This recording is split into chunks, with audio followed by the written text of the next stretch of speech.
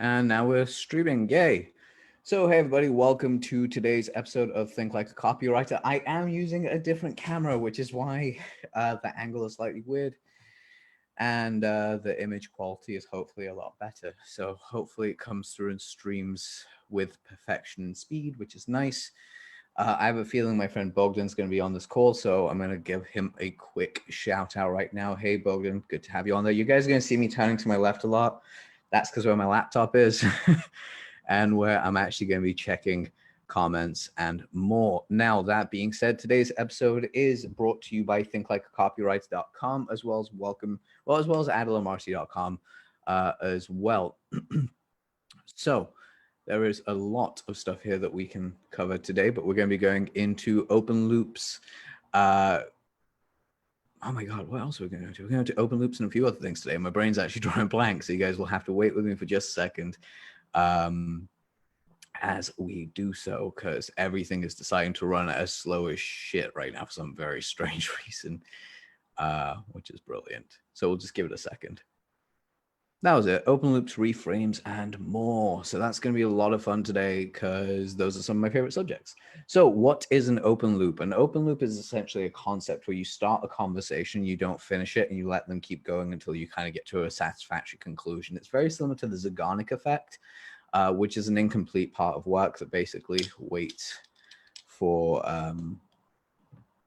stuff. So if you mean by very framey, meaning it's not recording as properly, that's because I'm actually using Ecamm Live combined in with Zoom for some very strange reason when I realized I could have just streamed directly via Ecamm, which is the dumbest thing I could have done today. So I think that wins dumb awards for me, but we'll see what happens. Anyway, I think oh God, now it's actually starting to send me go live over there, which is always really annoying. Today's been a fun day, so you guys are in for a lot more technical stuff with me. So let's just hop right to it because honestly, I'm all about making sure that we have the best conversations that we can, especially when it comes down to this kind of subject. So when it comes down to open loops, essentially, as I said, there is a lot to be said when it comes to having those stories there. So the reason you want to have an open loop is because it makes it easier for your customer and reader to keep reading. It gives them something to do. If you don't have an open loop in your email or your sales copy and anything that you're doing, you're actually leaving money on the table because you're not hitting that curiosity gland as hard as you could. When you do, people want to buy from you. And if they want to buy from you, they know, like, and trust you a little bit more, and happy days, you make money. Reframing is a little bit different. Reframing is all about actually getting inside, changing the positioning on something. So for instance, a reframe could be something as simple as, say, for instance, if you were to buy a course, that is essentially taking a risk. You're taking a risk because you don't know whether or not it's going to work for you. Whereas if it does work for you, happy days. So the way that you reframe that risk is by saying you start pointing out the positives. Look at the investment, look at the opportunity, look at what you can do, look at what happens. That right there all becomes part of the reframe. It becomes part of the actual angles that are needed to be made in order for these reframes to work in your favor. So a really good example would be, God, what is a really good example of a reframe? So one that I use in my day-to-day is when I'm talking about price points in copy. It's so here's the fee that you'd be looking at paying, or it would be even from on sales calls. It could be. So here's what you're doing. Here's how much money. Here's the investment total.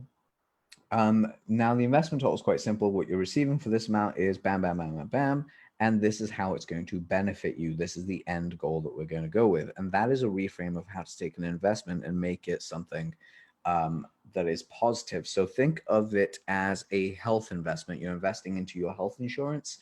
How do you sell that? How do you create a reframe on health insurance? Well, you can just say it's peace of mind. That's essentially what it is. Health insurance is peace of mind for you and your loved ones. There's like a whole bunch of stuff that you can really do that works in your favor.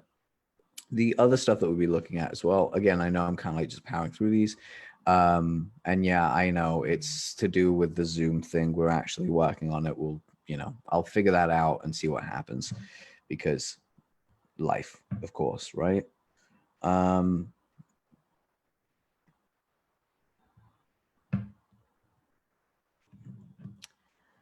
But But any schmooze, because again, apparently I was live with my Facebook for a second.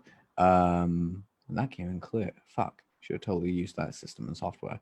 Trying to actually find where the next section is, which is again how to reframe, which is there. And I am going to switch off my phone because people really don't get the message when you tell them that, guys, I'm doing a Facebook Live. Please don't message me for about 10 minutes. People do. So why setting up your tone actually works is quite simple. When you have your tone of voice in your copy, when you're actually writing anything, it comes across very surreal. Not surreal, sorry. It comes across very real in the sense of people can actually listen to you and hear what you're saying. And that allows you to fully understand how to incorporate and engage with them because it's a voice they're hearing. Now, if their voice is quite strong and your voice is not naturally strong, I mean, you can use a voice actor or you can kind of come out and say that you don't have a very strong voice. It's also the reason I encourage doing voice clips like this because it allows people to know what you sound like. So when you set the tone right at the get-go of what to expect and how you're going to expect it by basically controlling the reframe and creating an open loop from the very start, it allows you to guide your audience's attention. And my cat is going to be an asshole today because he's just like straight up went ahead and just meowed literally all day. Gave him a little bit of a butt pat there, just as he does. Always shuts him up, which is nice. I love my cat. He's such like a big boy, but he does love to meow. Sounds like a child. Anyway, back to what I'm saying. So when you're actually seeing how your tones work and how you're setting it up and what people can expect moving down the line, you also want to look at stepping into your strengths. When you step into your strengths, not your weaknesses, you have a lot more control. When you have a lot more control, people actually want to work with you a little bit more because you actually know what you're talking about. And your strength, like my strength is not editing. I don't have a lot of strength in editing. And of course, tech is somewhat a strength, but it's more like a 50-50 neutral thing. Like I'm fairly okay at it, but not superb, as we can tell with this choppy ass video.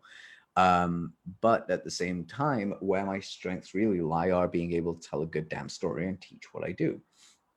So by leaning into your strengths and actually stepping up to them, you allow yourself to stand up at a higher level and get noticed. So when you combine reframing and open loops with what you do and how you actually set up and how you set that tone, it gives you the full range of tools that you need in order to attract the right business. So a perfect example could be discover why my clients pay $30,000 pay $30,000 for the pleasure of working with me and why they tend to do so with a big smile on their face. That's curiosity driven. Then you start having the conversation around it, which is brilliant. And then your next step is how to reframe. How do you reframe that? You just say, now $30,000 is a lot of money for some people. That could be a car for other people. That could be not so much money in the way they're doing things. And it all comes down to perspective. For my ideal clients, this is enough of a risk to actually get their back up, but not enough of a risk that actually completely shuts their entire business down if anything goes wrong. There is I always say, and there is always a possibility of something going wrong, i.e. you never know, I could die, which is a truth. People always tend to forget that death is an actual real life consequence of being alive, which means sometimes you could actually die halfway through a project and people can get mad at you, or, you want to make sure that they are well compensated for that sense. Then from there, you can just really launch off and say, over the last couple of years, I've doubled down on exactly how I work with my clients. These are the boundaries I've set. You're essentially setting the tone. And because of that, it allows me to step into my strength and basically be the most badass copywriter I can be, giving stories and ideas and stuff like that, while also ideating and planning out strategies in a way that are conversion focused. Do you see how it works? Then you have a strong call to action. Strong call to action be like, hit me up and see how we can work together. Bam. So I know it's a very straightforward kind of thing, and today's episode is fairly short just simply because I'm still testing out the gear and I want to make sure it's all right.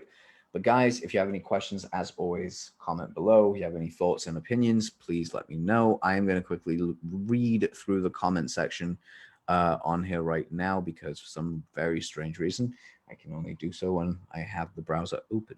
Who knows, right? It's always open, but what I mean to say is it's a little bit different. So bear with 1 second while everything is running at a slight slow.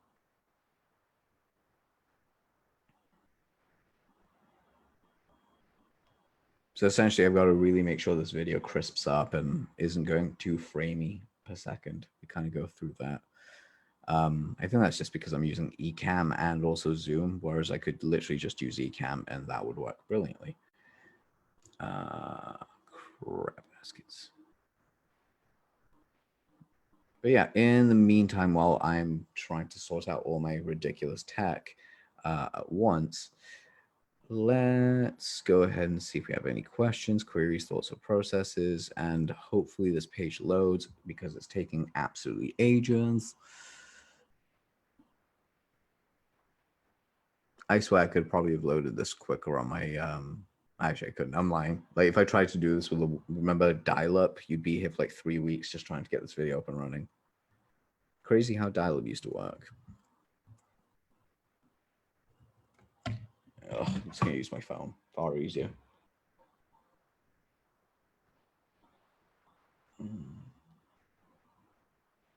Farewell. Quickly check through. Video. Yeah, no new comments. That is awesome. So I can actually say goodbye to you guys. All right, have a great day. Kick ass. Have an amazing weekend. I'll be back on Monday, hopefully with less tech glitches, and we can go from there. Take care. Peace out, and speak to you soon. Bye.